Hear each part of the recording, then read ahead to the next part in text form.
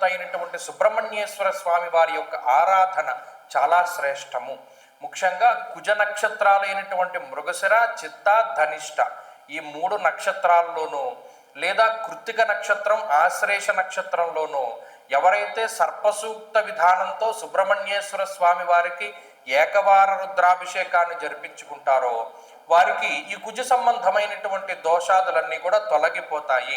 ఆ కుజుడిచ్చేటువంటి తీవ్రత తగ్గుతుంది అనేటువంటిది శాస్త్రవచనం. ఇంకా ఈ కుజ సంబంధమైన దోషాలు పోగొట్టుకోవడానికి మంగళవారం నాడు ఏకభుక్తం ఉండాలి.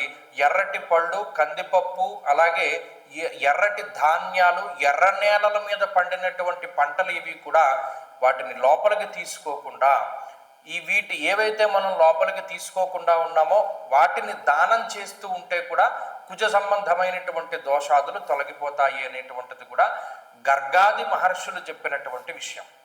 ఇప్పుడు ఈ కుజుడు యోగించేటువంటి రాశుల్లో ప్రప్రథమ రాశి సింహరాశి వారు ఆయన తృతీయ స్థానమందు యోగిస్తూ ఉన్నటువంటి నేపథ్యంలో ఇష్టసిద్ధి సదారోగ్యం ఇష్టసిద్ధి సుఖావహ అనేటువంటి శాస్త్రవచనం ప్రకారం ఆయన ఆర్థిక ఫలదాత. చాలా కాలంగా ఆరోగ్యపరమైనటువంటి సమస్యలతో బాధపడుతూ ఉన్నటువంటి సింహరాశి వారు, ఆర్థిక ఆరోగ్య సంబంధమైనటువంటి సమస్యలతో బాధపడుతూ ఉన్నటువంటి సింహరాశి వాళ్ళకి ఇది ఒక ఉపశమనంగా చెప్పచ్చు. కారణం ఏంటి అంటే తృతీయము కుజుడు సంబంధమైనటువంటి కారకత్వాన్ని వహించేటువంటి స్థానం. సహజీన వదేచ్ఛాద భక్ష విక్రమసోదరాన్ అన్నారు. తృతీయ స్థానం అది కుజుడు కారకత్వాన్ని పొంది ఉన్నటువంటి స్థానం. మరి ఆ ఉపజయ స్థానంలో కుజుడు ఉండడం ఒక రకమైనటువంటి ఎదుగుదలని సూచిస్తుంది. సెప్టెంబర్ 13 తర్వాత సింహరాశి వారి జీవితంలో ఎదుగుదలని చూస్తారు. వారి ఉద్యోగంలో కానీ, వ్యాపారంలో కానీ, కుటుంబ పరంగా కానీ, సామాజికంగా కానీ, పదవీ రూపంగా కానీ ఉన్నతమైనటువంటి స్థానంలో వారు ఉండబోతారు. ఇది 45 రోజులు ఉంటుంది కాబట్టి అప్పటి వరకు ఇదే రకమైనటువంటి ఫలితం ఉంటుంది.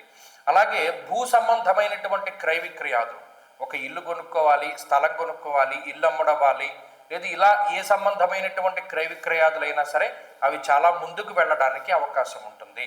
కాబట్టి వాహనాలు, ఇళ్ళు, గృహోపకరణాలు, ఎలక్ట్రానిక్ వస్తువులు ఇలా అన్నీ కూడా మంచి ప్రగతి పథంలో సింహరాశి వారు ముందుకు వెళుతూ ఉంటారు.